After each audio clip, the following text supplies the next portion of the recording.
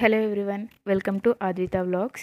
ఈరోజు నేను నెయ్యి ఎలా ప్రిపేర్ చేస్తున్నానో చూపిస్తున్నాను. ఇక్కడ వచ్చేసి నేను 1 కప్ ఆఫ్ మీగడ తీసుకున్నాను, పాల మీగడ.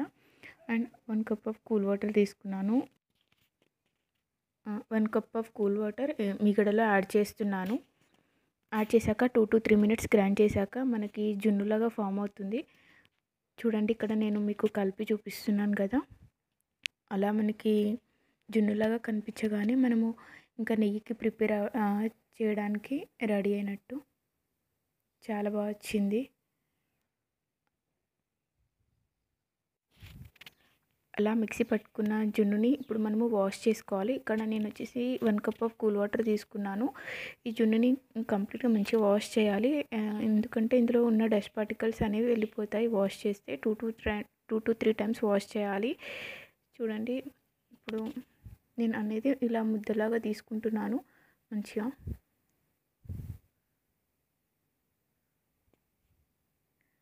ఇలా ముద్దలాగా తీసుకొని వాటర్ అనేవి స్క్వీజ్ చేయాలి. స్క్వీజ్ చేసి మనము ఆ కూల్ వాటర్లో వేసేస్తే అది కరగదు, అలానే ఉంటుంది. మంచిగా వాష్ చేయాలి, అప్పుడే డస్ట్ పార్టికల్స్ అనేవి వెళ్తాయి. నేను ఇక్కడ 2 to 3 టైమ్స్ వాష్ చేశాను.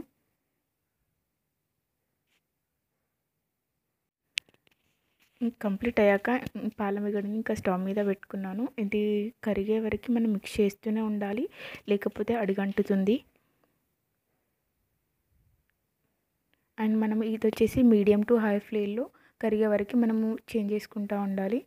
మీడియం టు హై ఫ్లేమ్లో పెట్టి కరిగిస్తూ ఉండాలి. చూడండి, కరుగుతుంది. కొంచెం టైం పడుతుంది కరగడానికి.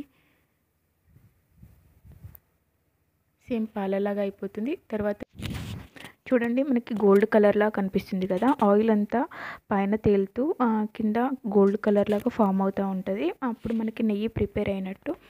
ఇంకా నేను లాస్ట్లో కరివేపాకు యాడ్ చేస్తున్నాను, మంచి ఫ్లేవర్ రావడానికి. స్మెల్ కూడా బాగా వస్తుంది కరివేపాకు యాడ్ చేస్తే. ఇంకా దించేయడమే. ఇలా మనము ఫిల్టర్ చేసుకొని ఎన్ని రోజులైనా స్టోర్ చేసుకోవచ్చు. ఇలా సింపుల్గా నెయ్యి తయారు చేశాను. If you like this video, please like, share and subscribe to Advita Vlogs. Thanks for watching.